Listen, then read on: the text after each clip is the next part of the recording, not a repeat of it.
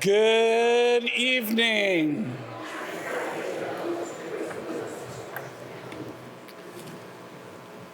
Welcome to the Lidlathan Public Lecture. It is good for you to all be here. My name is Sid Ipma. I am one of the organizers of Lidlathan and a board member for the Whinstone Farm Lidlathan Society, which I will say a little bit more afterwards about. We're glad that you have come to join us for this evening of wild and far off places and enjoy an evening of art and conversation with Rabbit Room's Pete Peterson and Jennifer Trafton. And so we're glad that you're here. Now, when we start speaking of places, one of the joys of Lidlathan is always the celebration of the land as a gift of God and something that is never to be taken for granted. But we're also mindful of the Christian importance of confession and reconciliation. And it's to that end that it's important for us to remember that tonight's event is being held on the traditional unceded Algonquin First Nation territory. And we would like to thank and acknowledge the Anishinaabe people and express our respect and support for their rich history and culture. I'd also like to take a moment to remind you to silence your phones. We're going to be discussing Wendell Berry. You probably shouldn't even take your phone out.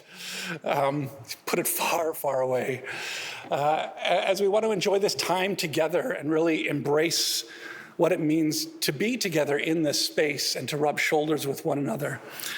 And then at this point, it's also then my pleasure to invite Whinstone Farm and Lidlathan founder Kirsten Jeffrey Johnson to introduce our evening and our conversation and our guests.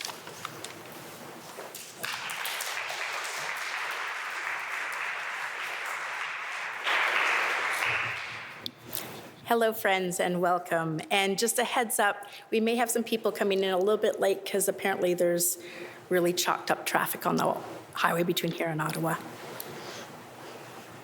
Well, friends, old and new, familiar faces and new faces, welcome to our 10th annual Lidlathan Public Evening event in the 11th year of Lidlathan Conference.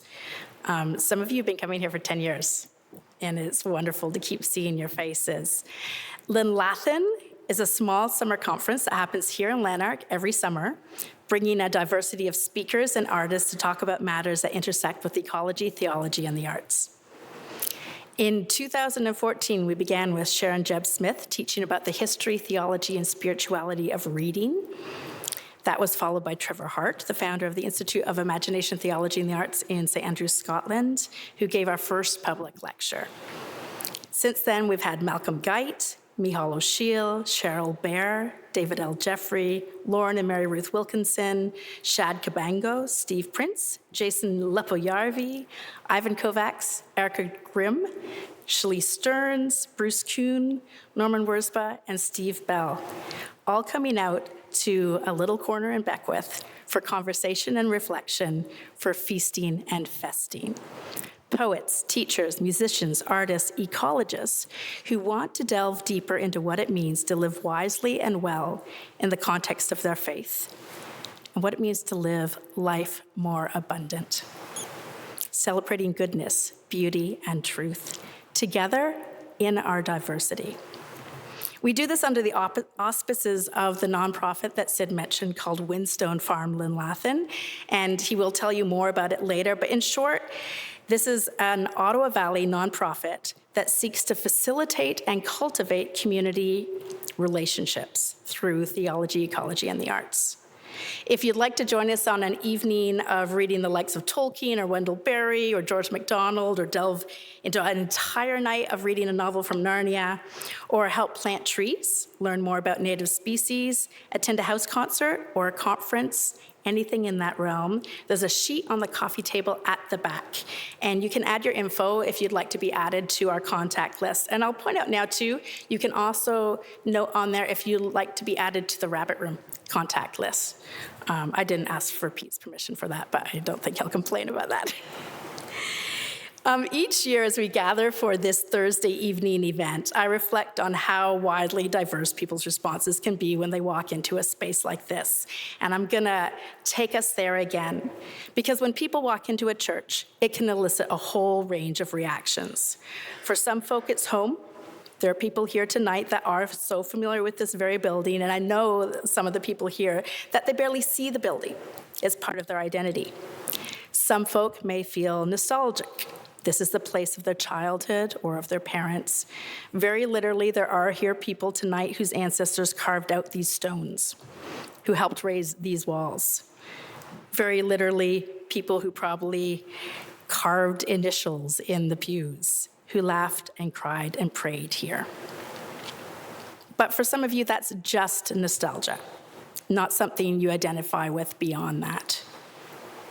For others, it's a difficult building to step into, and I think that's important for those of us for whom it is not to remember that and be aware of that. The very structure of this building may elicit feelings of scorn or cynicism or personal or generational pain. For others, it's a place of peace, of healing, of grace, mercy, joy. For some, it may feel just so dang traditional, or in some other way, just not at all akin to the church or the faith tradition that they know, that you know, that it may just feel weird. But you've been brave enough to come anyways. For some, it may be the first time you've ventured into not just a church, but any building affiliated with a faith tradition. And for some here, stepping into this place may feel like home. May I suggest to you, and some of you have heard me say this many times, that perhaps above all other things, this physical place is a place of stories. Some beautiful, some hard, some grace-filled, some horrendous. There are stories of the land on which it stands, of the peoples and creation that dwelt here for millennia. Stories of those who longed for and labored upon its raising. Stories of the many who have attended within and who have passed by without for decades. But it is also a place that is meant to exist to tell stories, to tell a story that is supposed to be one of good news for all of creation. A story that is nestled within and informs and is informed by a whole host of other stories, none of them disconnected from each other. Some beautiful, some hard, some grace-filled, some horrendous. One's about scorn, about cynicism, about personal and generational pain. Some about peace, healing, grace, mercy, joy, and reconciliation and redemption. And the really cool thing about such places of stories is that they are supposed to, not all succeed, but they are supposed to remind us that, as said by a certain hobbit on a really tough day, one of my favorite quotations, we are in the same story still. All of us sitting here tonight are a marvelous compendium of stories woven together in and out of each other's lives, merely by experiencing tonight in this specific time and place together, but also woven in different ways into all of those other stories, somehow all of them part of, so is the narrative of this place, all part of that good story. Regardless of your tradition, your nationhood, your own journey, we are storied together. And tonight, we're privileged to spend time with two brilliant storytellers. And this is really important, guys. They're not just brilliant storytellers, they're brilliant story stewards who have taken on the call, the responsibility of being storied with considered intentionality. They love and listen to and deeply consider and allow their writing and teaching and leadership to be shaped by stories. As authors, teachers, and editors, both of them, in their own work and in the work of those they facilitate, they invite and challenge us to do the same. I'm thrilled to share these two, Pete Peterson and Jennifer Trafton Peterson, with you, not just because of their amazing contributions to the world of faith and art and literature, but because they are two very beautiful persons. Jennifer and I met over 20 years ago through our mutual work on George MacDonald in Scotland, no less. And an organization called the Rabbit Room brought Pete and Jennifer together. And thus I got to meet Pete too. And as a bit more of an introduction to Pete, I'm going to ask him to come up and tell you a little bit about the Rabbit Room. He'll introduce you a little further to Jennifer later. But Pete, do you mind coming up? Oh yeah, you've got the mic attached to you. And there are people here who know the Rabbit Room really well, and there are people who've never heard of the Rabbit Room. They've heard of Wendell Berry. They might be here because they know there's something to do with Wendell Berry tonight. So what is the Rabbit Room and why did it start? Great question. How many people can y'all hear me? Nope. Gone? There Now we it are. is, yeah. Oh, funny story. When they were mic checking me, the guy said, "Boy, we really got to turn yours up because you speak very softly." And I was like, "That's the first time anybody has ever said that about me. You can ask my wife." So I don't know what your normal preacher is doing, but it's impressive. All that to say, is anybody in here heard of the Rabbit Room? Okay, Oh, so nice, it looks like nice about mix. a third to a half. Okay, that's actually really impressive. Thank you, guys. So for those of you that didn't raise your hands, a little bit of backstory. My name is Pete Peterson. My brother's name is Andrew Peterson, and he's a singer-songwriter that some of you might have listened to. He tours the Behold the Lamb of God show and the Resurrection Letters show, and he's been just a brilliantly gifted singer-songwriter in the Christian music industry for our generation. Very proud of him. He, back in about 2005-06, was touring England and was in Oxford and happened into the Eagle and Child pub where C.S. Lewis and J.R.R. Tolkien used to hang out on Thursday evenings. Was it Thursday? I think it was Thursday. Oh, I should It know. was I Tuesday or can't remember. Thursday. I can never remember. They used to hang out at the pub, drink a pint, talk about their stories, share their stories with one another, and they created fellowship among the writers that they knew. And so because of that fellowship that those guys had, we now have the Lord of the Rings and the Chronicles of Narnia and the works of Owen Barfield and Charles Williams and a lot of other great writers. So Andrew, my brother, came home from that trip fired up about the idea that, hey, maybe we can do something similar here in Nashville. And so our first big idea was we're going to build a coffee cafe, and it's also going to serve beer, and there's going to be a bookstore in it, and everybody's going to come and hang out and write amazing books. And then we realized that we didn't have any money, so we started a blog. So that was initially pretty disappointing. But we invited a lot of pastors, poets, singer-songwriters, any writer friend that we knew to just come on and write with us and be in fellowship with one another, just to kind of see what would happen. And it's been a real joy over the last 20 years to really watch so many of those people go on and thrive as artists in their own rights. Many of them are published. Many of them have their own songs and albums, and just all sorts of things have grown out of that initial fellowship. And so we called that thing the Rabbit Room because in that pub in England, the little room where those guys sat and talked was called the Rabbit Room. Presumably because 400 years ago, that's where the rabbit stew came from. That's our guess. But that's where the Rabbit Room comes from. Since we started that meager blog, it's grown into a thriving book and music store in Nashville and online. We publish books through Rabbit Room Press, which has become just an enormous success. We've sold so Every Moment Holy. Anybody heard of Every Moment Holy? That's one of our books. The Wilder King trilogy by Jonathan Rogers, the Wingfeather Saga by Andrew Peterson. Those are a few of the books that we've published. We've sold close to 1 million books by now, I'm sure. So that's very successful. And then in 2010, people kept saying, hey, you guys should do a conference. And Andrew and I would look at each other and be like, what, us, conference people? I don't think so. However, we eventually listened and begrudgingly started a conference called Hutch Moot. That's a very strange word. Hutch, which is where rabbits live, and moot, which is an old word that means the meeting of free people. So we Ent moot. What? As like in Ent Ent Moot. moot. That's correct. So since 2010, every year in Nashville, we have met at Hutch Moot. It started with 100 people. Now it's 350 people every year. And we also do it in England. Actually, I'm headed there next week for our English Hutch Moot. And one of the things that we learned during the course of Hutch Moot was every year people would come from all over the world to join the conference, and they felt like it was home, and this is where it's all happening. And that made us like uncomfortable. Like we didn't want to be this sort of mecca for the arts, because what we wanted people to do was go home and do these things where they were from. And Kirsten is doing exactly that. So the Linlathen retreat and everything that's going on at Windstone Farm is a really great exemplar of the kind of thing that the Rabbit Room hopes will happen everywhere.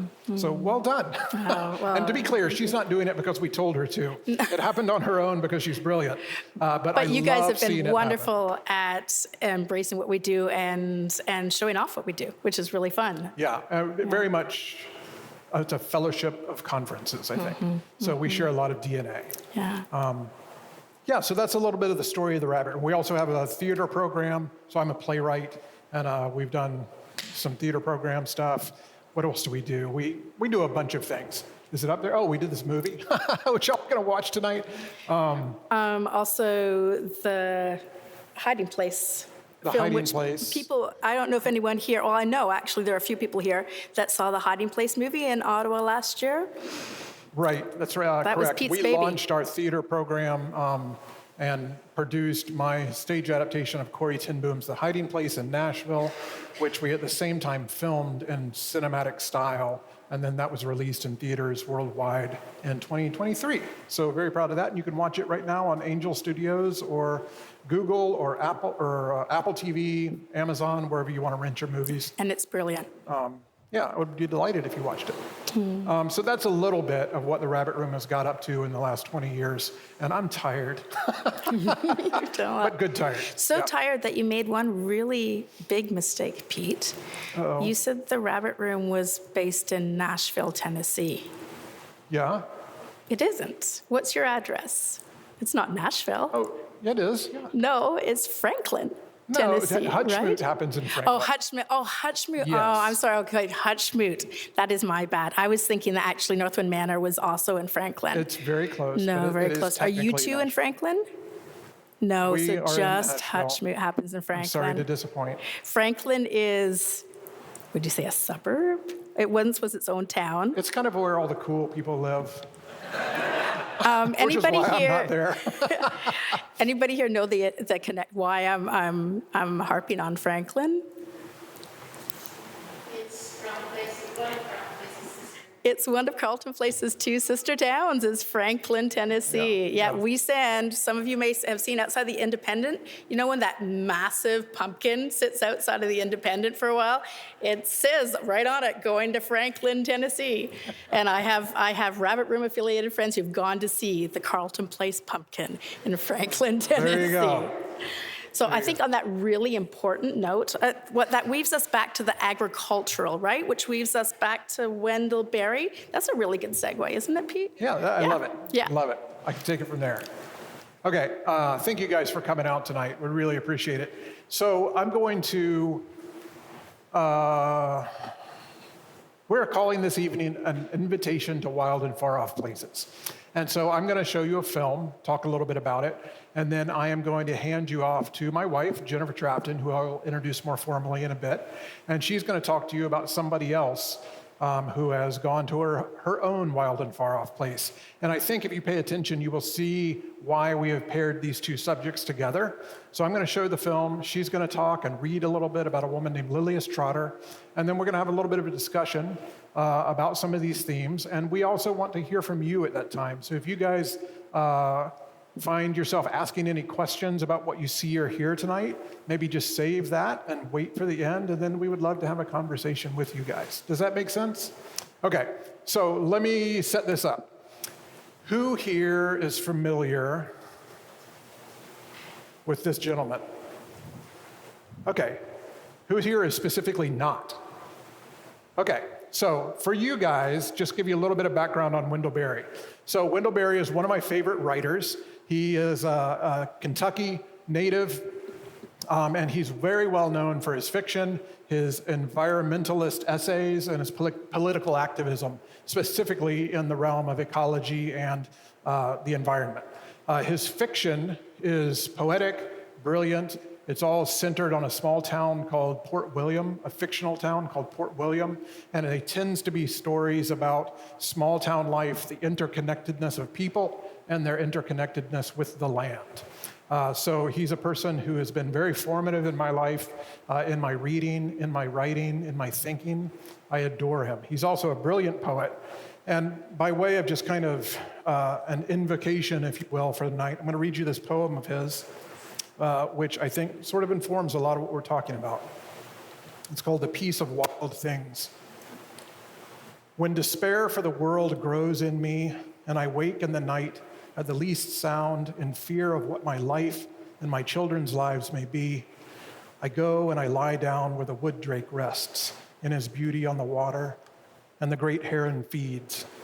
I come into the peace of wild things who do not tax their lives with forethought or grief. I come into the presence of still water, and I feel above me the day-blind stars waiting with their light. For a time I rest in the grace of the world, and am free. So this is a very succinct summing up of Wendell Berry's entire worldview and thought process. This is who he is. He's a brilliant poet. He's published many volumes of poetry. And so he's also a grumpy man.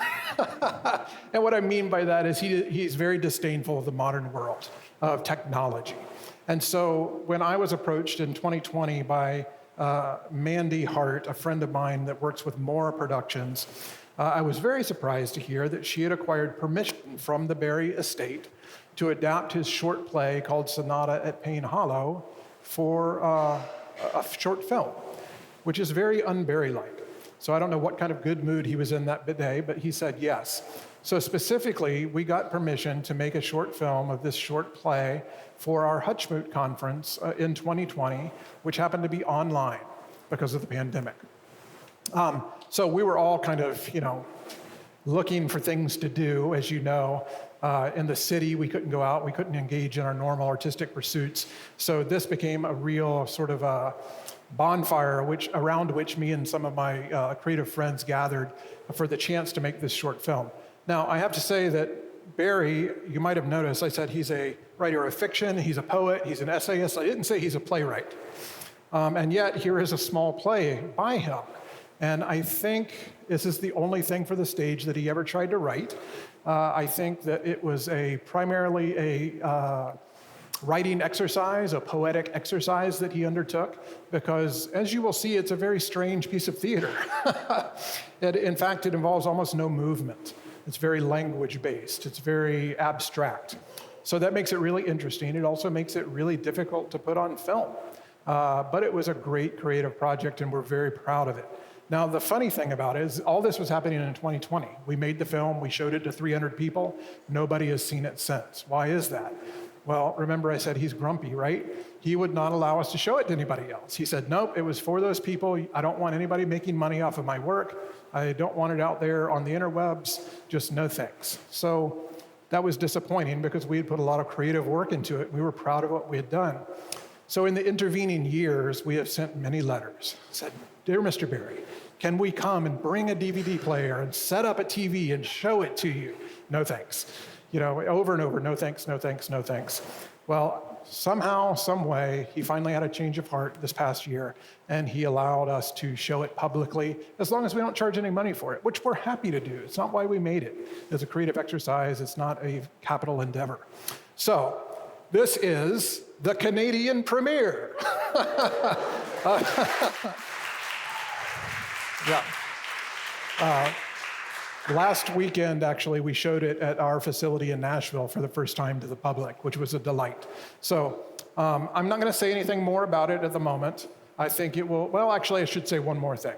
So the film is about a man and his wife named Harlan Hubbard and Anna Hubbard. Now, Harlan and Anna were of the generation before Wendell Berry, and they also withdrew from modern life and went to live in the woods for their entire lives at a place called Payne Hollow.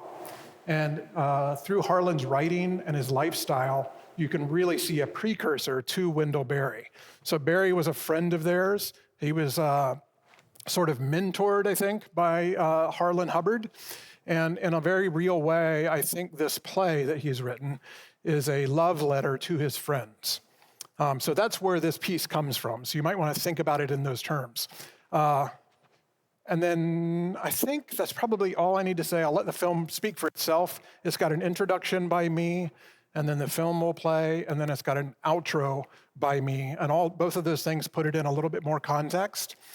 So when all that is done, we will let the credits play. And then when those are finished, I'll come back up and we'll continue. Does anybody have any questions? All right, y'all ready to watch a movie? Can we get the lights down? I should also say the movie's about 20 minutes long. You're not going to be here all night. Okay, here we go. I told you it was a little unconventional. Aren't you glad I warned you? So this is Harlan and Anna at Payne Hollow.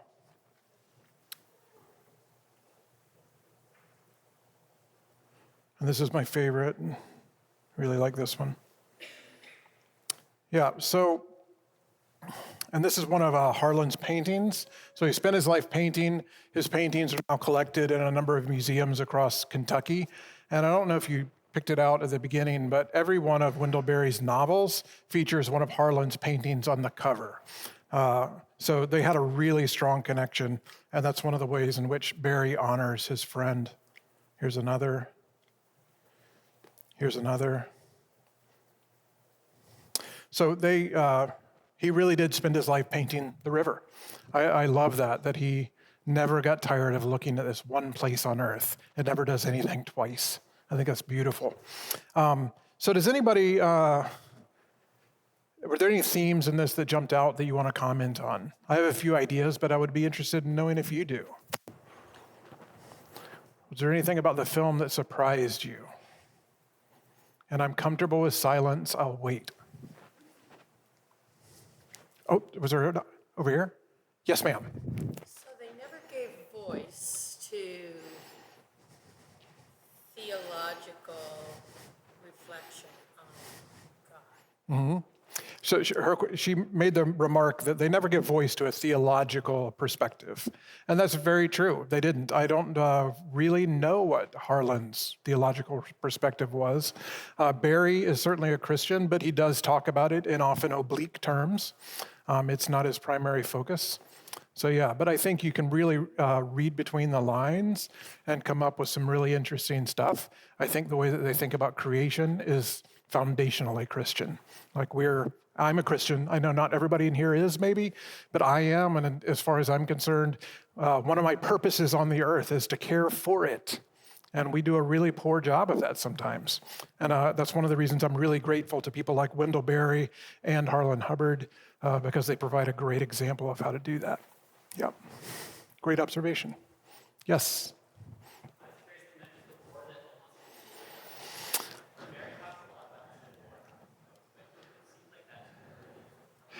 Yeah, I think that's really interesting. His comment was, there's a reference that the man at the beginning makes to the world of our ancestors that almost destroyed itself. Is that what you're talking about? I think that's what it is. It's basically a reference in the play to some great upheaval in the world that was in the past. And what I think is really interesting about that is Berry is a writer of very realistic, concrete, grounded fiction. And yet this seems like science fiction. It's a ghost story, and there's this sort of reference that makes it sound almost post-apocalyptic. Like these two travelers have found themselves along the riverside in the wake of some enormous upheaval in the world. So I think we can read that as almost anything. I don't know that Berry intended that to be a concrete, specific upheaval. I think it's part of what makes it timeless. Because no matter where we go in history, there's always something traumatic in the past, culturally, that it could be referencing. Does that make sense? Yes, I saw another couple of hands. Maybe one or two more. Yes, ma'am.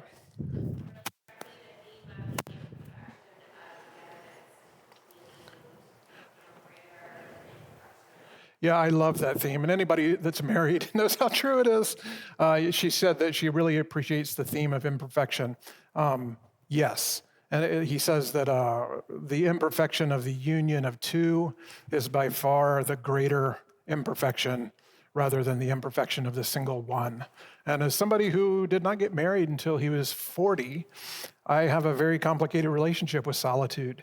As a man who has been married now for 14 years, marriage is complicated too. They are both imperfect, but I absolutely believe what this thing says, that I prefer life with my wife by far. Yeah, great. Well, there were a couple things that jumped out at me that I thought I might just get a quick reaction on. This is a quote from a biography that Wendell Berry wrote about Harlan. Wendell says, "Harlan did not indulge himself, but neither did he deny himself. He did not renounce the pleasures of the world. He set himself against the modern world and did all he could to exclude himself from it, but he did so only in order to live in the world itself, the natural and immemorial world, as fully and joyfully as possible." That sounds like a great idea. Now, it's interesting. Harlan withdrew from the world in a very dramatic way. At Payne Hollow, they had no running water, no electricity. They lived, grew their own food. They were completely self-sufficient, and this was in a time before solar power or any of that kind of thing was possible. It's a pretty dramatic thing. And before that, I don't know if you caught it, but they actually built a riverboat, a shanty boat, they call it. And he and Anna, when they got married, spent, I think, 5 years living on this shanty boat up and down the Ohio River and the Mississippi, going as far downriver as New Orleans, before they finally returned to Payne Hollow, which was one of their favorite stops, and that's where they built their house. Now, on that boat, they lived self-sufficiently. They had a stove, wood-burning stove, and a piano. They cared so much about their ability to make music that they planned the piano to be able to fit into the boat, and that was their life. So that's a very dramatic withdrawal from society. So as Wendell Berry is sort of their descendant philosophically, you know, there's a sense of that about him too. He eschews a lot of the modern world, but he also doesn't go that far. He lives in a normal house, you know, with vinyl siding and electricity and all that kind of stuff. So I think it's a misread to take away from something like Harlan's story that the answer is complete withdrawal. Let's all go big Amish. Like, that's not the point. I think the greater point is to be intentional about what you're rejecting and what you're letting into the world so that you are leaving room to interact with the real world as it is in a healthy way. Does that make sense? Any comments on that? Yes?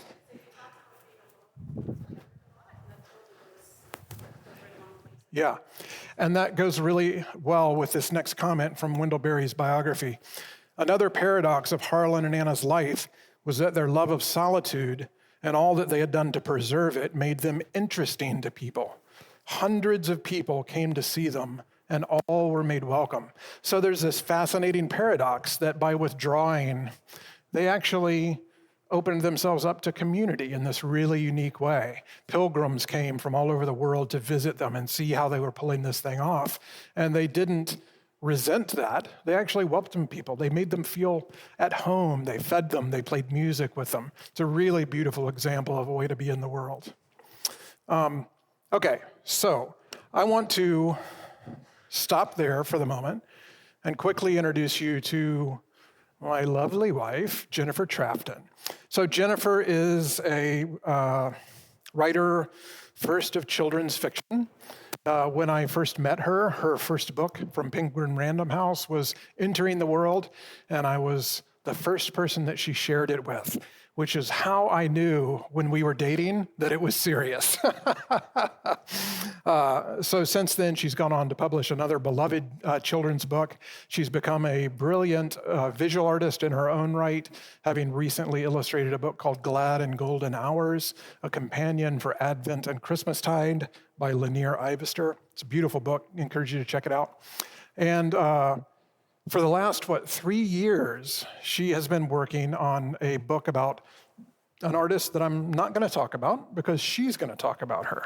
But I'm going to tell you a few things that she probably won't say because she's terrible about talking about herself. But she's been a diligent researcher. She's been to London. She's dug through archives. She's been in conversation with scholars and historians from all over the world about all sorts of things to make sure that she's telling this very important story accurately and beautifully, and she's done an enormous job. I've read it multiple times, and I cry all the way through the book, and that's not just because I'm her husband. I actually just adore her as a writer, and I'm lucky enough to be married to one of my favorite writers. So I think I've made her blush enough, so I'm going to invite her to come up and talk about somebody else who has had a really interesting life and has been called off to a wild and far-off place. Jennifer Trafton.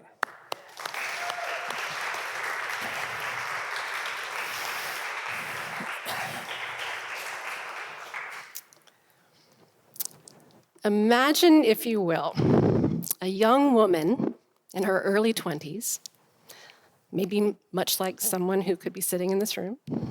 She grew up in a good family that's well respected in the community, well educated, loved by those who knew her.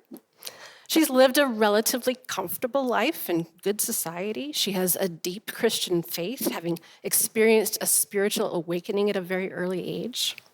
She loves to paint. She's very good at it, in fact. And she has an extremely proud and slightly embarrassing mother who likes to show her off. This girl and her mother are on a little vacation to Italy, and they learn that staying in their hotel is one of the most important and influential celebrities of the day. Someone who has the power to snap his fingers and make all of this girl's dreams come true. So the mother does what any embarrassingly proud mother would do. She sends the famous man a note with some of her daughter's watercolors attached and asks him if he would judge her daughter's talent. The poor girl must have been sinking through the floor with mortification. Mom, don't do that. But luckily for their subsequent late relationship as mother and daughter, this art critic, this famous man, was far from being annoyed. In fact, he was astounded by her talent, her eye for detail, her sensitivity to beauty.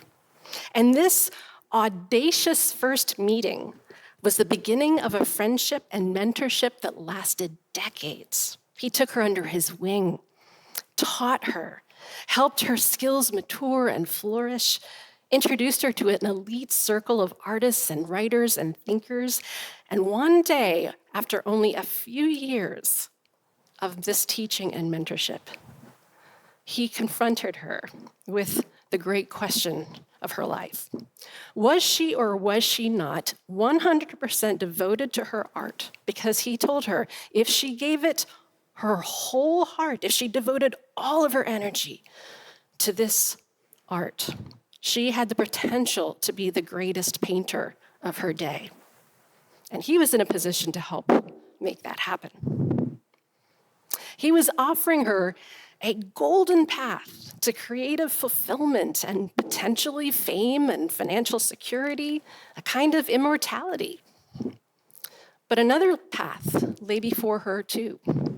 And it was a much more obscure, lonely, and even dangerous one, threatening to take this good little upper-class English girl far outside the boundaries of respectable society.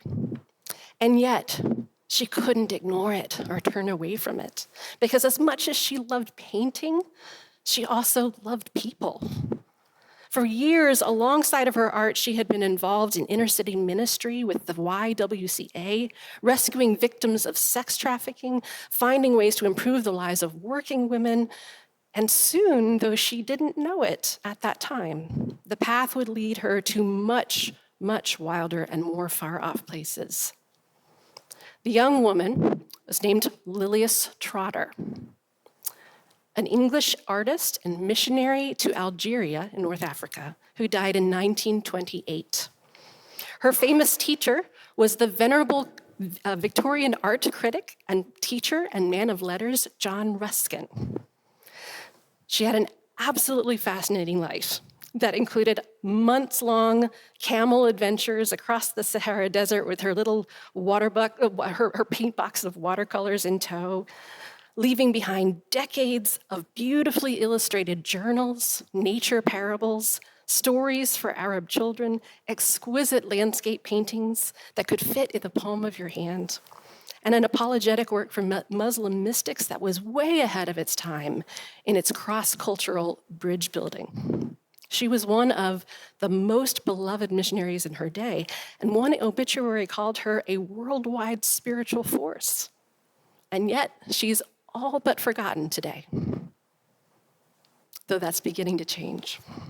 And no, she did not give up her art, although her creativity was to be expressed in 100 different ways that Ruskin could never have foreseen.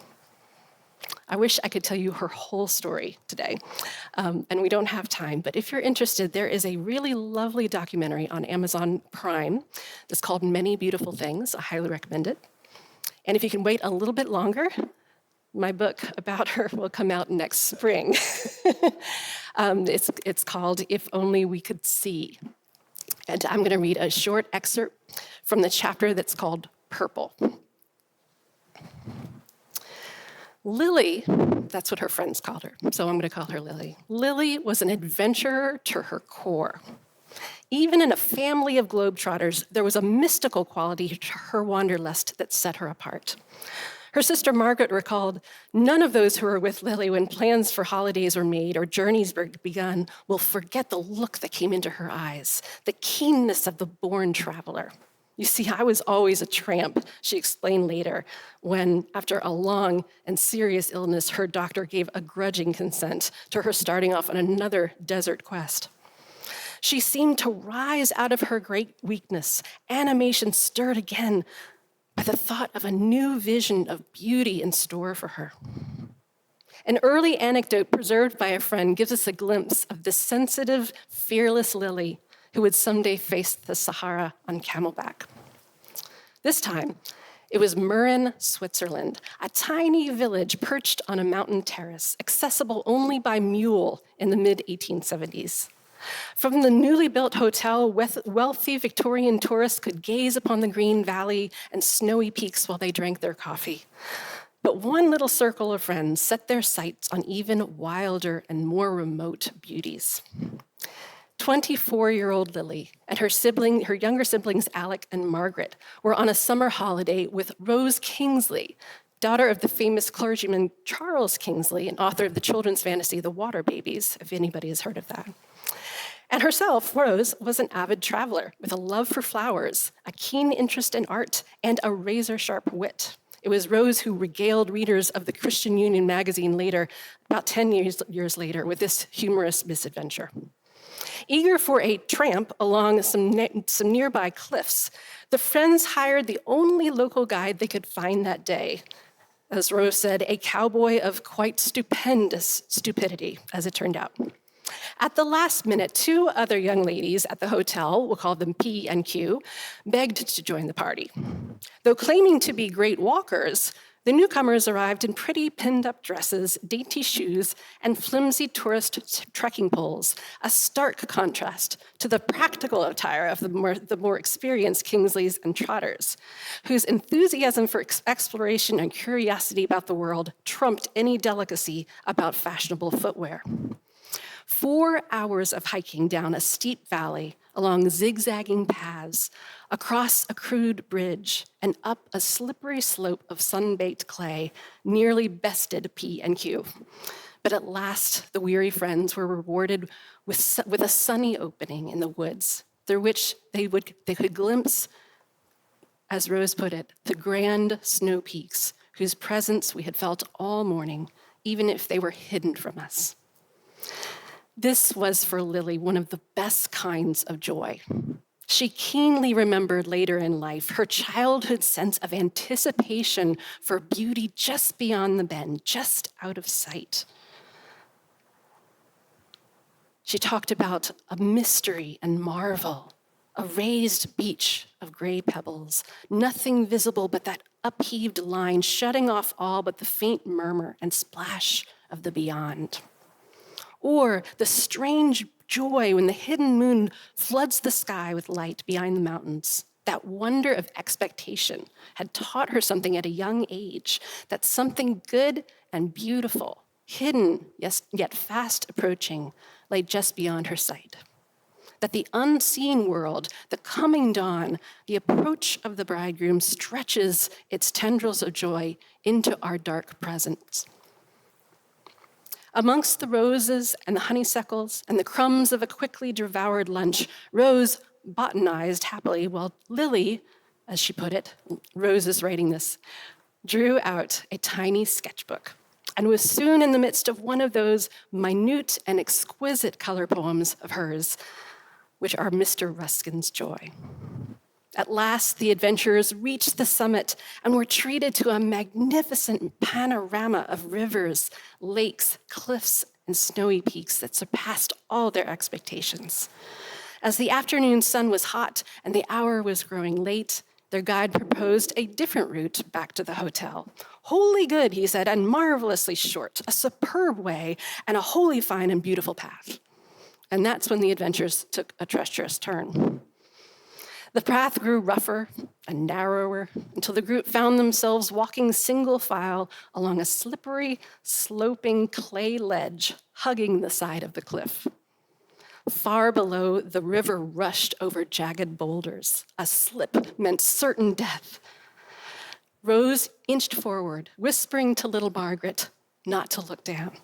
But P and Q, their shoes now reduced to wet pulp and their cheap poles useless, completely lost their heads. And step by step, Alec and the guide had to usher the two terrified, exhausted, sobbing girls to safety.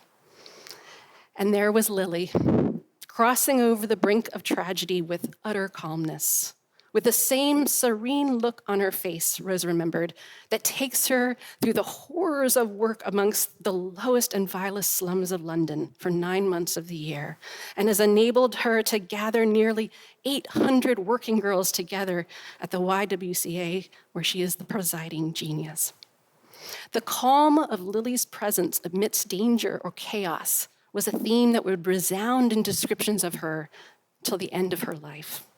She was still and created a stillness, said one acquaintance, and she took that stillness with her wherever she went, in whatever circumstances she found herself. On another ill-fated holiday with family, it was Lily's quiet courage and presence of mind that saved Margaret from drowning.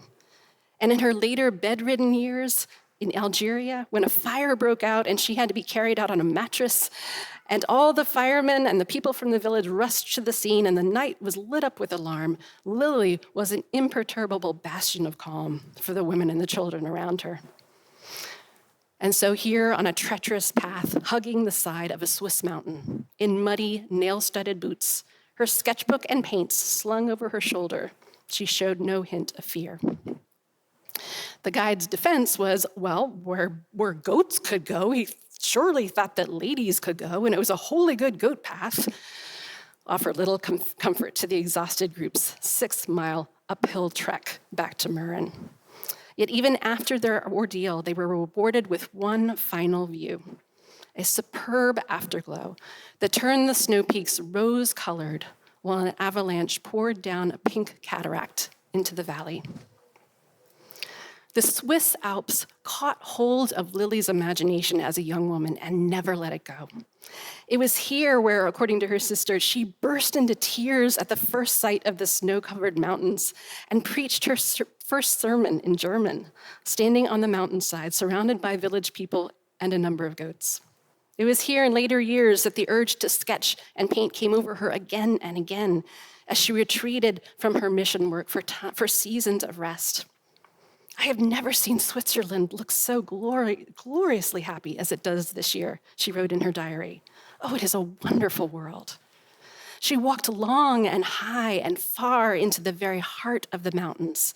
Such a gift from God, she said, taking any little path that called to her. I had been once or twice up one behind the hotel. Today I followed it only a few yards further, and such an outburst of beauty came. You can never tell what untold glories one little humble path may lead if you follow it far enough. She painted the glories she discovered, sometimes in impressionistic washes of color, sometimes in white highlights on gray toned paper, tenderly tracing every ripple and rim of the peaks and the glaciers. She closely studied and drew the thistles, daffodils, edelweiss, and herbs, marveling at the many different ways the Swiss flowers spread their seeds, botanizing every bit as buoyantly as her old friend Rose. She collected colors from the rich palette around her with her brush or with her words. The tawny reds and golds of the verdant valley in late summer, the cream and violet clouds playing hide and seek with the white crests, the deep crimson flame of the summits at sunset, the infinite shades of pink and purple dancing across the face of the mountains as the light changed. Ruskin had trained her eye to see the most subtle and unexpected tints. Margaret remembered one particularly dramatic color lesson that they had had while visiting Ruskin. These are Margaret's words. One time, Lily admitted a dislike for the color purple, which called forth Ruskin's stern reproof. Cupboards full of lovely minerals were opened. Rock crystals and amethysts of every shade were spread forth. Flowers were picked, watercolors of birds by William Hunt, mountain scenes by Turner, were all called into contribution by her master to persuade her of the greatness of her heresy. She never dared object to purple again. Ruskin was frustrated by the way so many artists painted the mountains as if by code, the same old blues and greens with no sense of height or distance, no affection for, he said, the soft purple dawns melting along the heights. So he showed her purple in the far-off hills, in the clouds at dawn, in the cool, velvety shade. From that day forward, purple became not just a tolerated color, but a treasured one in Lily's palette. In her journal, she noted all of its shades: violet, lavender, prune, amethyst, in pine trunks and flower stems, sea urchins and pansies, desert sands at twilight, the majesty of mountains and the wide open skies, and the intimacy of shadows, royalty and repentance. And like the hidden paths she followed, it pulled her onward and upward. Here and there, scribbled under a picture, she left a glimpse of what it all meant to her. The bit I loved the best, she wrote under one, the rugged foreground of rocks and stones and the unearthly purity and beauty of the sunny glacier beyond, like the path of our pilgrimage and the heavenly city. Neither 20-something-year-old Lily nor her partner in boots, Rose Kingsley, knew that their little misadventure in London, in Murren, would pale in comparison to Lily's later adventures in North Africa, where she carried that same intrepid spirit and her paint box into the desert. From her very first glimpse of the African shoreline, the landscape of Algeria, this land, she said, framed in between the gold of the desert and the azure of the sea, stole her heart. She found herself swept into a world of colors beyond anything she had ever imagined when she set out on this journey, to make a home amongst a color-loving people whose color chords and color sensations rivaled even Ruskin's voracious palette. Of course, she lost no time in finding new paths to follow and filling her sketchbook with the little wonders that caught her eye. Tiny blue irises and crisp palm branches, the white halo around the prickly pear bush as it caught the sun, the pastel explosion of a thistlebud. She learned the land's moods, its sunrises and its seasons, as if she were memorizing the face of a beloved friend, the china blue winter mountains, the silver gray summer peaks, the autumn mists lying in billows along the valleys. She could tell time by the color of the hills. As rich and varied and abundant as the beauty was in the northern rim of Algeria, and as fascinating as her early explorations were, there is no greater illustration of her spirit of joyful adventure than her journeys into the Sahara Desert. Most Europeans kept to the coastline and its major town in those years, but Lily felt the powerful pull of the desert that stretched away, she wrote, like a great sea. I shall never forget the feeling of that first sight of it, the sense of rest and silence that lies in the immensity of it grows day by day. Again and again, she tried to capture with her brush the changing hues of the sunset, the purple and the pink of the hills, the yellow sand, the deepening indigo sky. One cannot give more than a suggestion of the colors, she wrote with some resignation. As the sun sinks, they deepen and glorify beyond any possibility of putting on paper. As with her paintings of the Alps, there's no longer any sign of the young art student confessing to a dislike of the color purple. She now spotted that once hated hue everywhere in the African desert. Ruskin had thoroughly converted her. Our souls need room for gladness, George MacDonald said. And in the desert, Lily found all the space, the beauty, the silence, and the slowness that her soul needed to breathe. The huge illimitableness of everything, she wrote. One's whole being can expand. Now, I'm sorry, I'm going to have to skip all of her adventures in Africa tonight. So just imagine lots of camels and sand and couscous, and you'll have to read my book when it comes out. I have journeyed with a sketchbook before, though not nearly as skillfully or as prolifically as Lily. But in my own way, with a handful of colored pencils stashed in my backpack, I captured what I could. Dutch windmills, German castles, the many-hued sunset over the Grand Canyon, the rippling blue and pink sands of the painted desert. I hiked to a waterfall like Lily and her friends in Mur in Switzerland, and then sat for hours in a cafe trying to sketch the panorama of the mountains. I rarely look at the photographs I took on those trips. My journals and my meager sketches capture what delighted me, how I felt about what I saw.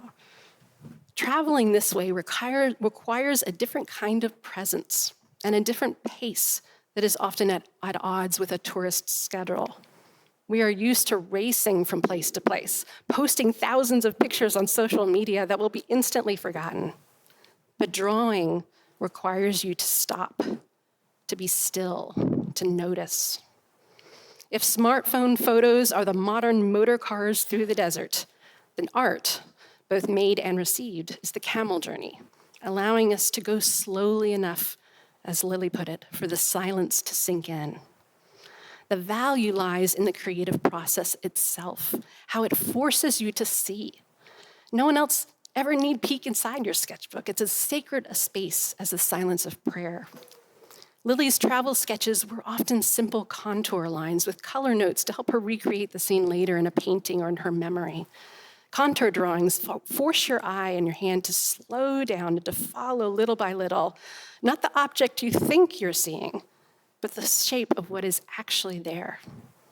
Of course, color was the thing that most often drew Lily's eye, arrested her attention, made her stop and take the time to really, truly, deeply look. Even the kaleidoscopic descriptions in her journal, word paintings in the truest sense of that term, weren't just the passing observations of a moment. She took note of all the details of hue and tone, light and shadow, line and contrast. When was the last time I did nothing for hours but sit still and watch the colors of the sky gradually change and brighten from dark to dawn? The poet William Wordsworth, who is a favorite in Lily's circles, described these rare experiences of transcendent beauty that come to us as pure grace when he wrote, "With an eye made quiet by the power of harmony and the deep power of joy, we see into the life of things." I look at Lily's sketches, and I read her journals, and I see someone whose eye was made quiet by joy. The joy of simply looking at all the shimmer of the world, the belovedness and createdness of it. And she constantly felt the urge to convey to others the majesty of what she had witnessed through any means at hand: a pencil, a paintbrush, a journal, a letter, a conversation, or a shared gasp of silent delight. Tiny color poems, Rose Kingsley's phrase, is a perfect description of Lily's art, distilling beauty down to its jewel-like essence with remarkable economy. I can only imagine what she would have done with gallons of paint and giant canvases and all the time in the world. Every color-soaked tiny little painting, every color-soaked paragraph in her writings, and there are so many, is a painting she never painted, and how they would have filled a museum. In her imagination remained all the grand masterpieces that Ruskin said would make her immortal. And instead, she wove her art through the small, intricate warp of her community. Her journals and her paintings were not for museums, but neither were they entirely private. They were meant to be circulated amongst her inner circle of friends and supporters. There's an intimacy to the wonders she shared, one that I felt as soon as I first held her little color poems in my own hands, coming as close as I could to her joy. Grand and intimate, majestic and ordinary, a deep and distant purple pulling her ever upward and onward. Look, she says, and we turn away from the little painting in our palm to the wide wonder of the land right in front of us and see it for the first time.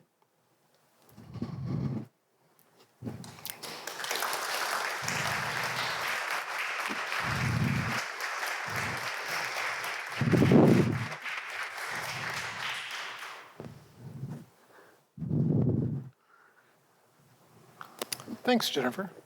You're welcome, Pete.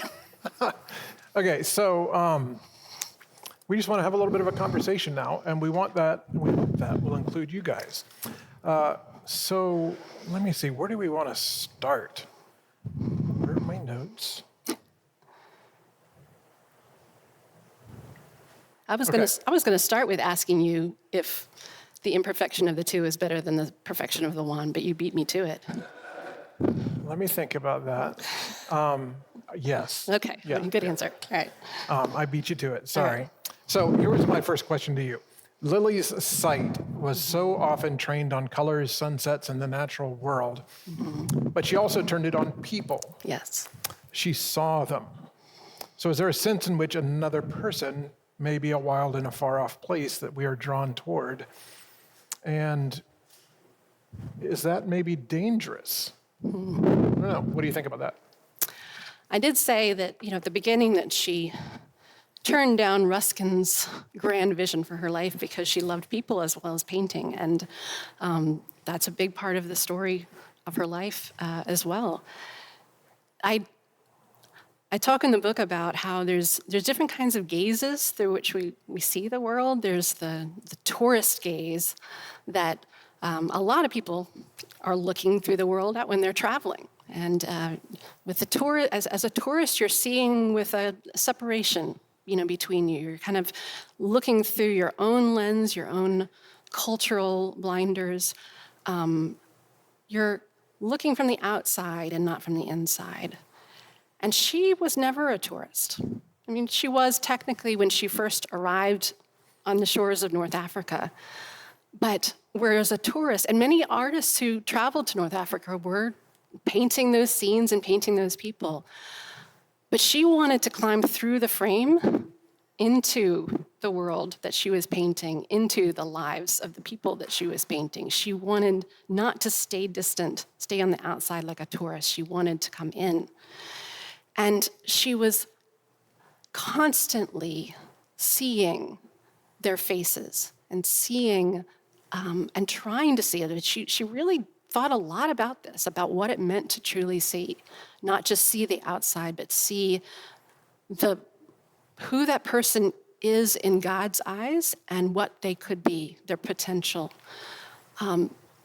So her journals, in addition to, we only saw a couple tonight, these beautiful little landscape paintings are filled with little faces of all the people that she made, all like around the margins and around the dates, all of these little tiny portraits of visitors or of children, of the people who ended up living in her home with her and the other missionaries with her. They're just full of faces.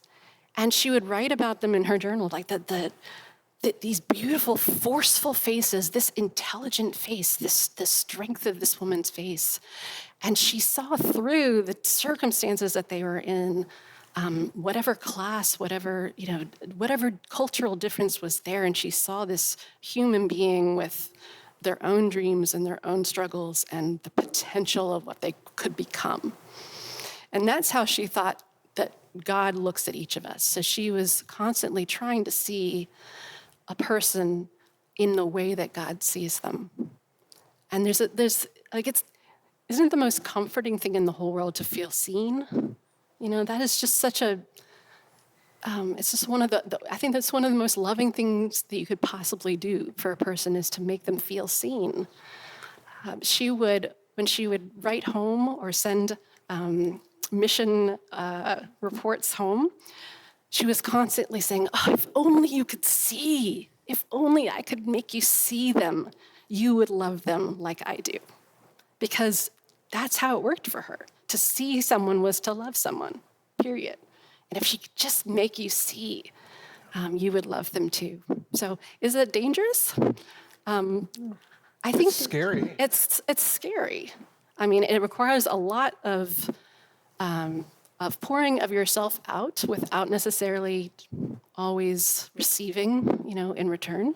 It requires a vulnerability of stepping outside of what is comfortable in your own world. And she was literally left her own world behind and stepping into a new culture, not knowing anything about it before she arrived, going into places that the European tourists would never go, and seeing the people in their own homes and befriending them in a way that brought her far deeper into the life of the people that she was living with than any other European tourists usually ever got, including the Sufi mystics of the desert. I mean, she befriended these men who, it was not a thing for a woman to be allowed into their space, and she was invited in as a respected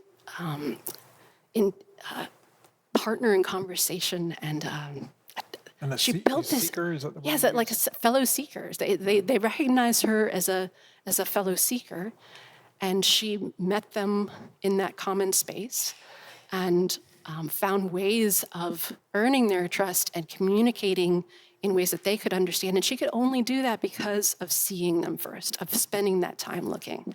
So, yeah. That's a good answer. Okay, thanks. So there was another really interesting point I wanted to make. There's this sense in which I think both Harlan and Anna Hubbard, and Lilias Trotter were answering a call. And I think Harlan felt really clearly called out of something, that being the modern world. And I get the sense that Lily was called into something, that being like the people of North Africa.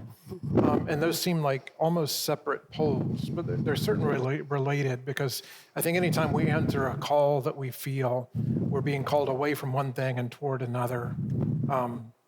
But it occurs to me that it's helpful in thinking about one's calling and what we're called away from or what we're called toward, to understand what both of those poles are so that we're making intentional choices. Does that make any sense? So what you're called out of and what you're called into. Right, so just being aware that, okay, I feel called to be an artist. That's also an assent to the idea that I'm being called not to do some things.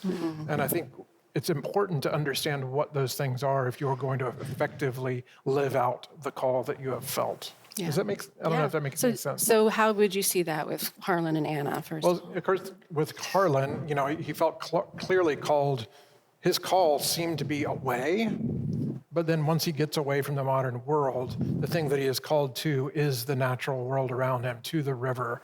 And I think that then becomes healthy. And that's sort of what the talk that he has about the imperfections of the perfect solitude, like recognizing that just being called out of something into complete solitude, while maybe that's a legitimate call, is not a healthy, balanced life. It requires this other thing too. Am I making sense? Yeah. And I think Lilias had a much more healthy relationship to that. Like, she felt called toward something, and she knew exactly what she was leaving behind. And also with Harlan and Anna, and with everybody, you think you're called into something. So what you're longing for is not necessarily the thing that you're called into, because he wanted to go out into the life of being free and solitary, and yet it was actually a life that involved another person. Lily, she thought a lot about calling and a lot about what she was about a lot of the idea of sacrifice. I think is a way of thinking about what you're called out of. What might you be called to sacrifice? And she believed that that was different for every person. And so there's a common misconception about Lily that she left behind and she spurned the worldly path of an art career and chose, this better path. And that's not the way that she thought about it at all. She loved art. She believed that she knew that she had a gift. And she said, it's no more my doing than the color of my hair. It's the gift, that God has given me.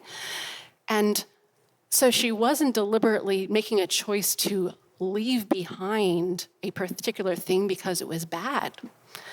And she didn't know when she made that choice that she was going to be called to North Africa. So it was this kind of in-between time of, she wasn't making a choice for something yet. Mm-hmm. But the way she thought about it like a dandelion. And so, when the dandelion has become the silver ball of seeds, and you blow, and the seeds just, spread out and go where the wind takes them. And she thought of herself as a dandelion. She wanted to be, to yield to the wind and to be free to do that and not tied to something, tied to a commitment that she didn't feel left her free to blow wherever the wind of the Spirit took her. So that's interesting because Harlan says in the movie, well, Anna asks him, why didn't you just drift away when that's really what you wanted? Because he wanted to be the dandelion. And interestingly, he chose to bind himself to Anna. Yeah. Yeah, which is interesting. Yeah. I don't know that one's right and one's wrong. It's just two different choices that they made. And Lily might have said that he was being blown, but he was being blown into her yard. That's he did free himself to float along on where the wind took him, but it took him to Anna.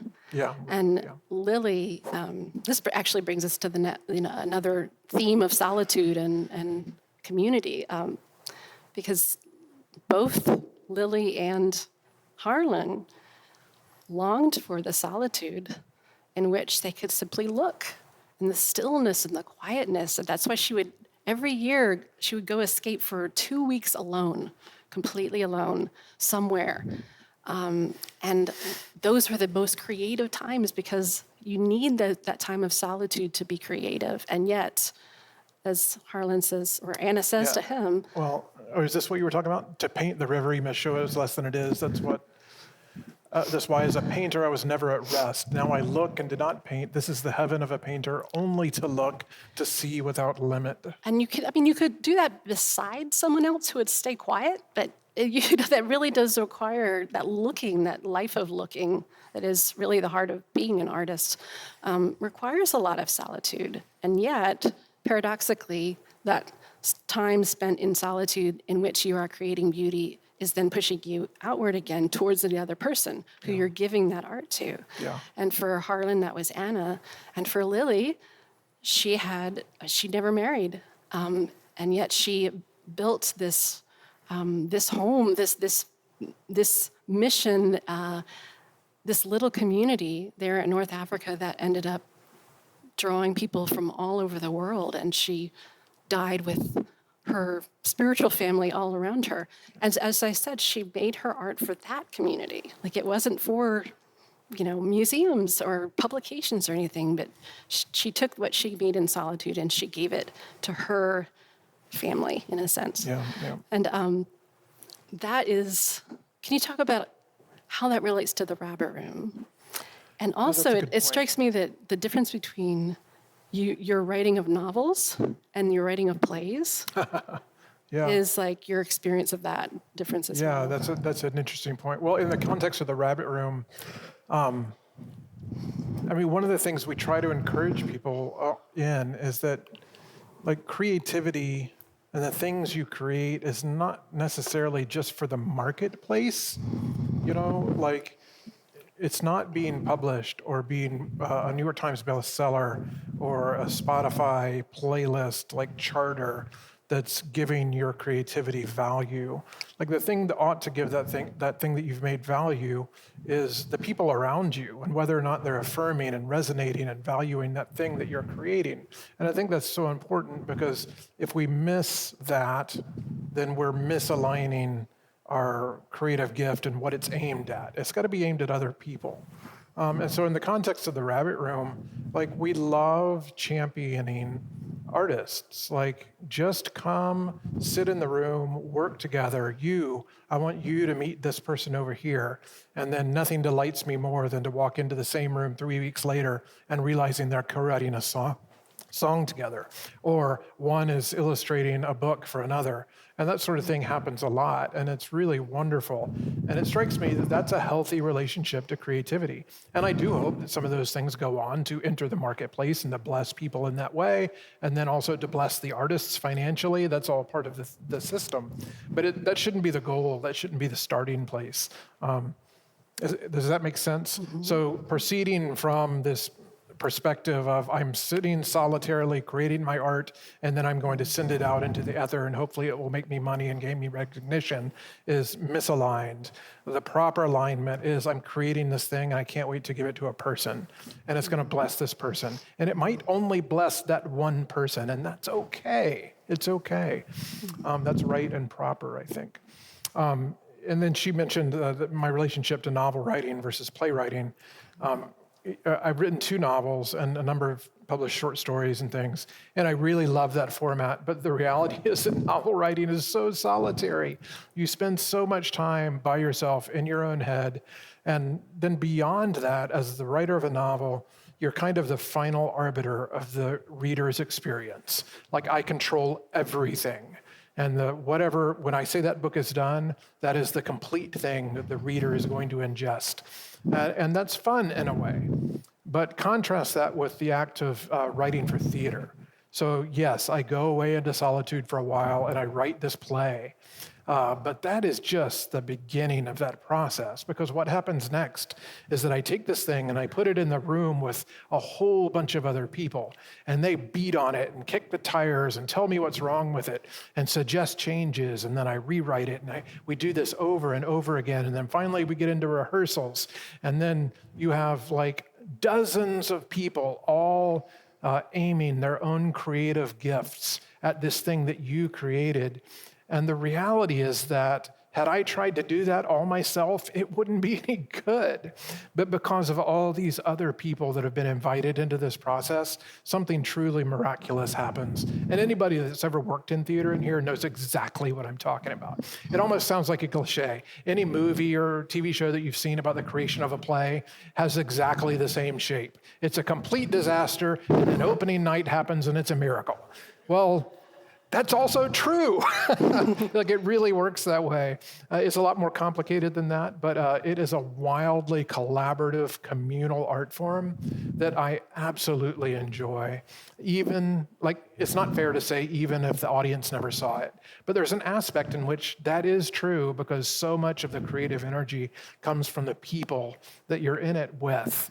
And it's a real community process that is absolutely wonderful. And then the cherry on top is that you get to give it to an audience.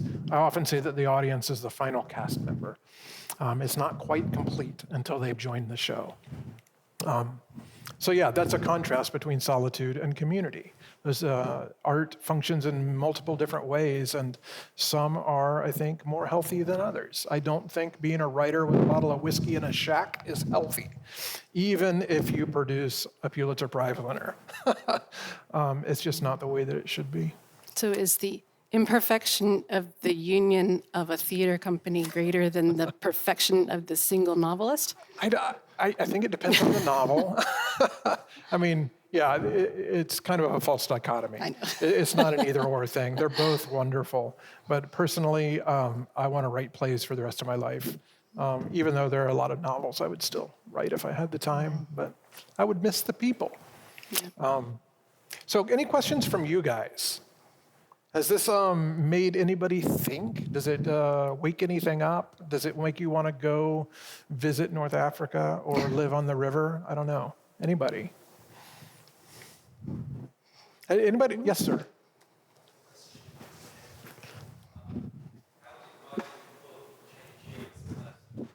Are you asking me? I don't have my glasses on, so I can't see. How did writing the book change you as a person? Oh my goodness. Gosh. I could, a friend of You want me to mine, answer that? I'll let you answer in a minute. I was going to say she was really grumpy. No, I'm just kidding. I have a close friend who kind of went through the whole journey with me and said that I next need to write the book about writing this book, because it was quite a journey. But Lilius, I loved her before I started writing the book. I love her so much more now, having spent 3 years with her. And one of the reasons I wanted to write, one of the ways in which I wanted to approach this book was showing how someone can be a historical companion for you. And because I love history and literature and other things, I have several historical companions who have walked with me through many seasons of my life. And Lilius is right there amongst the most important for me. I actually started the process of writing this book at the same time as we were starting something called the Camino de Santiago. We were literally going on a pilgrimage to wild and far-off places, and I took her work with me on my Kindle, and she literally walked with me on that whole journey. And I was actively trying to practice seeing the way she saw, which does not come naturally to me, as he can tell you. I'm up in my head all the time, and he's constantly interrupting me. Did you see that? Did you see that? And I don't notice anything. And so Lily's way of seeing is not my natural way of seeing, and I want to learn to see the world the way that she does. And that's something that I'm still practicing, and she is my mentor and companion in that way. I could answer that in a lot of different ways, but I think that's the first Well, I thing. was going to say, one of the things that was really encouraging for me to watch was you were a scholar early in your career, and that's something that you've left behind in the last decade or so. And you've often wondered, to me, like, what did I do all that for? I don't use any of those skills, et cetera, et cetera. And so when this opportunity kind of showed up out of nowhere, it was delightful to me to watch all of that wake up in you. And it felt like, oh, this is why all that stuff 20 years ago happened, so that I would be ready for this moment now. Yeah. And that's really encouraging to me, because, there are things in my life that I'm like, why did I go through all that? What was all that for? And it's refreshing to know that, maybe we don't know what it was for right now, but there very well may come a time when you're like, there it is. That is why I had that experience, because I needed it right now. And Lilius is the perfect example of that, because, she didn't know if she was ever going to be able to do much with her art and her gifts ever. And she had no idea that she was going to end up in a place amongst people and in a culture that valued and loved color and metaphor so deeply that she was just she was like a perfect fit for this place. And she didn't know that, and she didn't plan for that. And she ended up using that artistic gift in so many ways that she had no idea that was coming. And it's just this beautiful poetry of the circumstances, the poetry of providence that she would talk about. And I had to work through a lot of academic trauma, but I had to learn how to write this book from Lilius herself. Like, I didn't know how to do it. I didn't want to write it like a scholar. I couldn't write it as fiction. And I was like, I don't know what to write about. And I just thought, what is it that delights me about her? Where does she and I, meet? And it was colors. It was her love of color. And so that was like the little door that led me into figuring out how to write a book like this, and taught me how to do it. So, And the book, by the way, is completely structured around color. Each chapter is a different color, which is a metaphor for what's going on in that. And to read Lilius's prose is kaleidoscopic. It's I've never incredible. read anybody's writing that so vividly put color words to use. It's incredible. Yeah. Yeah. I had to cut so many of those descriptions out. Every one of them is like this waterfall of colors. It's incredible. Yeah, her it's really writing, remarkable. Yeah. Yeah. Anybody else? Yes.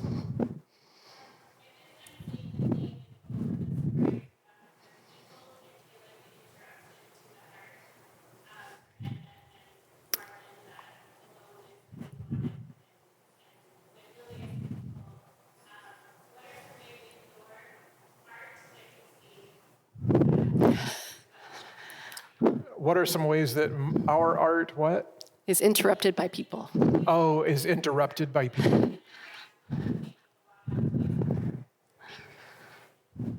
Okay, I think I heard most of that. Go I ahead. think that your life is pretty much an answer to that. The thing that I was immediately going to say is, so I was the executive director of the Rabbit Room for a long time, and because I'm creative on my own, I like to write.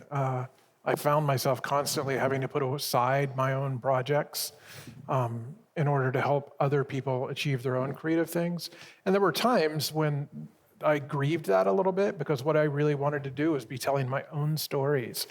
But then it was so clear that I was called into this place to help create this organization that would, breathe life into all of these things for all of these other people. And how in the world could I say no to that?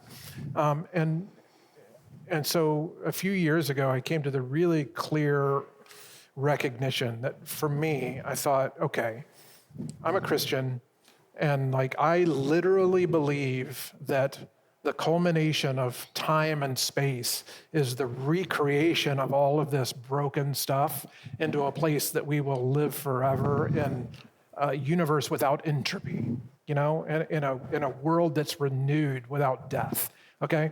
That's not a metaphor for me. I really believe that. And it occurred to me that if that's really what I believe, then that means I have all the time in the world to write my own stuff, And if that's true, and I feel I'm being called to do something else right now, then that's what I should do. That's okay. I'm going to do what I'm being called to do. And so I'm okay with being interrupted. And that is still the case. Is that a hopeful answer? You are interrupted quite a lot. So You are interrupted quite a lot. I am interrupted a lot. Yeah, I have a lot of things going on, and it's often frustrating, but I love what I do and the people that I do it with, and I wouldn't have it any other way. Yeah. I'm sorry? Leaf by Niggle. Leaf by Niggle. Yes, Leaf by Niggle. Leaf by exactly. Niggle is another companion. The story itself is a If companion. you haven't for me. read J.R.R. Tolkien's short story, Leaf by Niggle, go read it. It's exactly what I think about everything. I want to say about Pete as well that he's also an extremely gifted editor, which is hard to find anymore, and not just editing grammar, but he is a real midwife of other people's works into the world, and that is also a kind of art and a kind of a creativity that is very unique, and he's really, really good at it. So, yeah. Authors do not always agree with her on this, but those authors are wrong. I'm kidding. Yeah. Anybody else? Observations? Yes?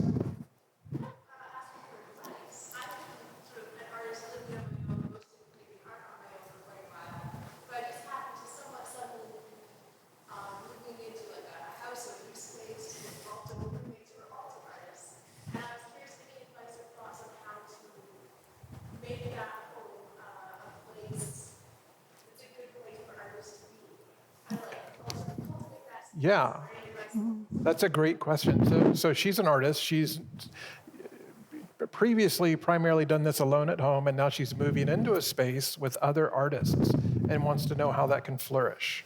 My number one immediate reaction to that is learn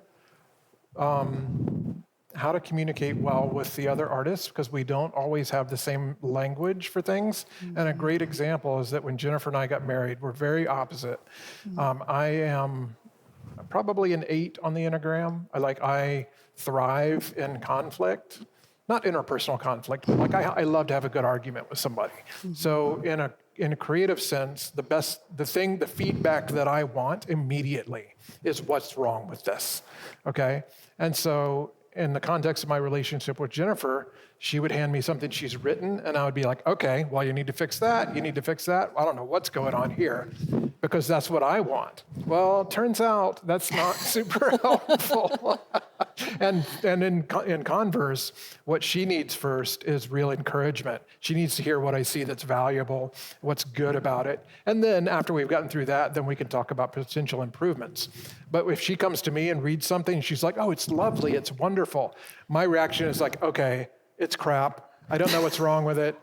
And so that's not how, so anyway, all that to say, it's really valuable to have open lines of communication and figure out what the people around you need, how they're going to thrive, so that you know how to give that to them. And then that's reciprocal. Does that make sense? Mm-hmm. Yeah. Anything to add to that? Hi, Sarah. I can't see you because I don't have my glasses on, but I recognize your voice. Yeah. So. Well, thank you guys. This has been really fun. I hope you've enjoyed it. Yeah. Thank you for coming. Yeah.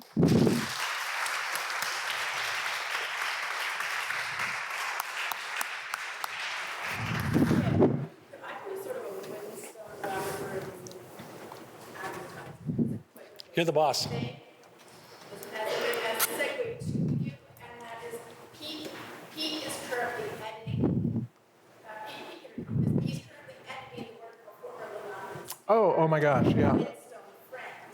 Can you just really quickly explain that? Segue over to Sid. Sure. So Kirsten is asking me to talk about one of my current editorial projects. Anybody here familiar with a gentleman, very hobbit-like gentleman named Malcolm Guite? I think he's been out here in these parts before. So Malcolm is one of my favorite people, one of the most unique people I've ever met. Brilliant poet. And he's currently in the middle of writing what I would call the next great epic poem of the English language. So he's very intentionally set out to do this and put himself in the line of Milton and Dante and Tennyson. And he's writing a 4-volume epic retelling of the King Arthur mythos.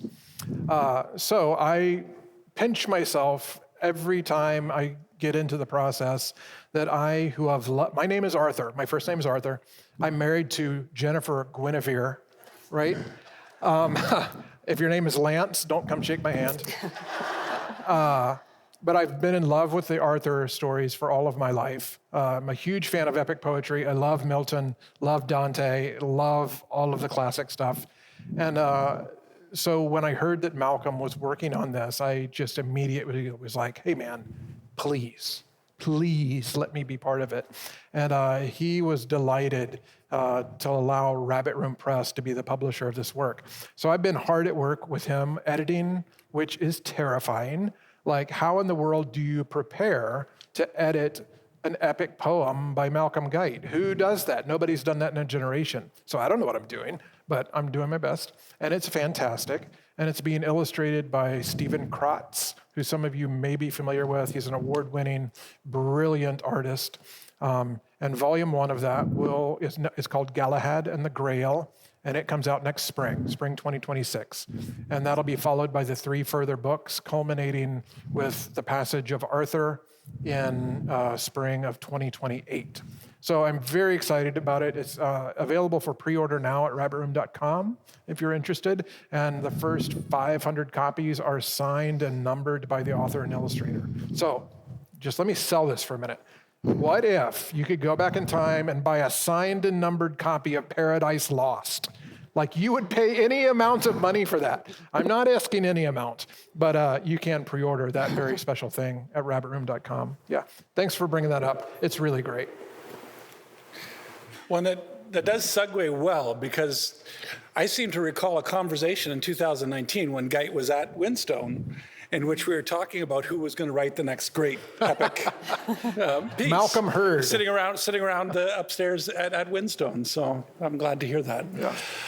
Thank you for joining us this evening. And on behalf of the board of Whinstone Farm Linlathen Society, I just want to take a moment to talk about the entity that we're involved in here tonight and what we're doing. This started, as Kirsten said, 11 years ago, and it started with Linlathen, and it has grown, and it has continued to grow. And just as Rabbit Room has grown, you start to hit these points and times where you are making transitions. And with Kirsten doing her professional work and running the farm, it's one of those things where suddenly these two worlds both are large enough that they can't be run all together as one. And so we started the Whinstone Farm Linlathen Society, and it's a not-for-profit. And the point of it was, how do we grow this? We have 4 touchstone points that we've been working on as a society, or things that are going on with Whinstone. Linlathen is one of them. The other one is that we have educational partnerships. At Whinstone, there are schools that come, classes, and these partnerships range everywhere from kindergarten classes to university students and everything in between, and they show up at Whinstone to learn about the intersection of ecology, theology, and the arts. And they do it experientially, and they get to experience the conversations that go around that while being on the farm. We also have something called Whinstone Fellows, and this is where we have young adults who are wanting to spend time at Whinstone and experience mentorship and think about how they are in relationship to the land and to one another, and what God's calling is upon them, and what they might be called out to or being called into. And in doing all of these things, we've reached that point that we know that we need help. And we are in the process of working towards hiring a director of operations at Whinstone Farm to free up Kirsten and to be able to continue to grow these types of things. So in this last year, as a board, we have been fundraising. We have fundraised between $35,000 and $40,000, which is still a long ways off from where we need to get. And so we would love your support. And love your support in thinking through how maybe you can be a part of growing this. Maybe we need to start a blog, because that maybe seems to... But the funny thing is, it's not that we're trying to recreate Rabbit Room. It's just simultaneously we have these different spaces where we're recognizing that we need gathering places where we can be inspired, where we can bring people who come from different parts of the Christian world. We know there's lots of polarization these days. How do we create these spaces where we can have incubators of growth and a vision for the Christian kingdom, and for how we are participants together as humans in all that we do in this world? And so we are passionate about Whinstone Farm Linlathen Society, and we would love for you to be passionate as well. So we do have a few board members here. I wonder if the board members could stand. I know I saw them here earlier. There's Emily. Where's Anne? Anne's in the back there. Liba was here, I think I saw as well. So if you want to talk to any one of them afterwards, to discover more about how you might be able to help or participate in this endeavor, we would love to chat with you about that. Also, you can sign up on the back sheet to get on the mailing list and to discover some of the different ways that you can participate. But we are definitely also looking for patrons. We are needing those people who have been blessed financially to be a part of the inspiration of the next generation of folks who are doing this type of work and being a part of the creative endeavor. And so please, if that's you, feel free to talk to me later about it as well. The other thing I want to take a note of is to make a couple of thank yous. One, after we're done here, we have a number of refreshments, and we have an opportunity to fellowship a little bit around those refreshments. The refreshments and a lot of the planning that go into a Linlathen weekend, it comes from a team. And I wonder if the team members might be able to stand if they're here. No, they're here. They're just all shy.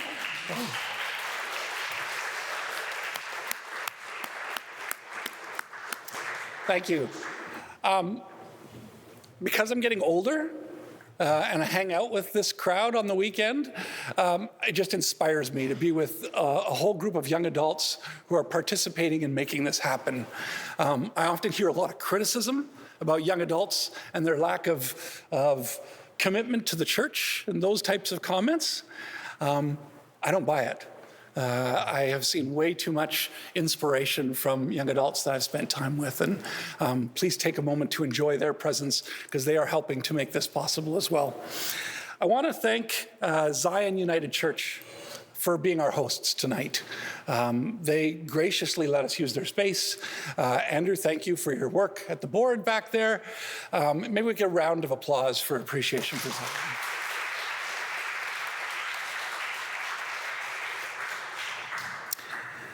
And I would be remiss not to also take a moment to thank Kirsten Jeffrey Johnson. Over the course of this community building and the growth of the Windstone Farm Linlathen Society, part of this comes out of her vision, and it comes out of her desire to bring people into her very home and welcome them into her space. And we thank you for that and for all of the work that you put into making this possible as well.